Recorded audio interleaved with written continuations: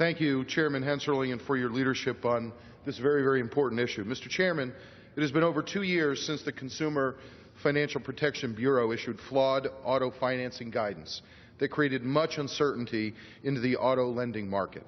More than half of car buyers finance their purchase when they acquire an automobile.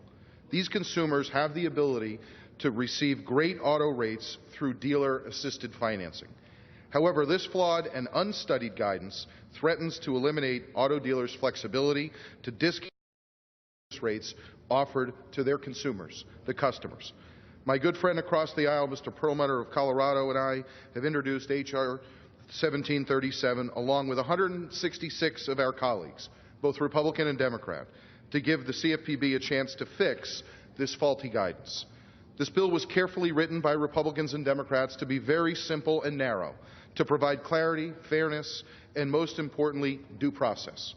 No federal agency can set new policies through guidance. However, in March of 2013, the CFPB attempted to go outside the formal rulemaking by blatantly disregarding consumers and small businesses, blatantly disregarding their ability and their right to comment on guidance that will directly affect them. Mr. Chairman, H.R. 1737 asks that the CFPB rescind their flawed guidance and reissue it under a more transparent process by consulting other regulators and allowing the public notice and comment. I want to be clear. This bill does not strip the CFPB of any rulemaking authority it currently has. H.R. 1737 gives the CFPB the golden opportunity to correct and reissue the guidance that would take into account consumers and bring clarity to the market. Mr. Chairman, again, I want to reiterate that my colleagues and I are merely trying to promote transparency, accountability, and due process. There are a small number of critics that believe this bill is unnecessary because the CFPB already has the tools to correct their auto guidance.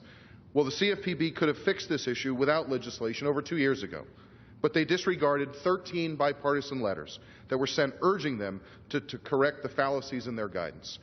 I find it ironic that the agency that is supposed to protect the consumer is in fact harming them with this guidance. In fact, this guidance impacts much more than car buyers. It harms auto dealers, RV dealers, motorcycle dealers, international dealers, and even manufacturers.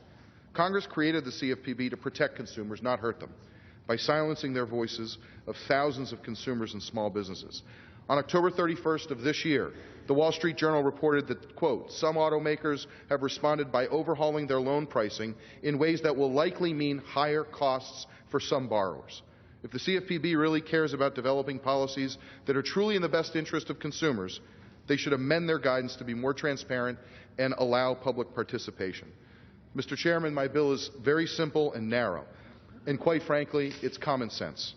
It only asks for 5 things: public notice and comment, make the data available to the public, consult with the Federal Reserve Board, the FTC, and DOJ, create a consumer impact report, and conduct a study on women and minority-owned businesses.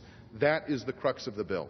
So, Mr. Speaker, I ask for unanimous consent to offer the letters of support into the record from the Auto Dealers Association, the National Independent Auto Dealers Association, the Recreation Vehicle Industry Association, American International Automobile Dealers Association, the National Auto Auction Association, Alliance of Auto Manufacturers, the National RV Dealers Association, the Motorcycle Industry Council, American Financial Services Association, New Hampshire Auto Dealers Association, and the Small Business and Entrepreneurship Council, the U.S. Chamber, and the U.S. Consumer Coalition. And I urge my colleagues to join the 166 members in support of 1737, and I reserve the balance of my time.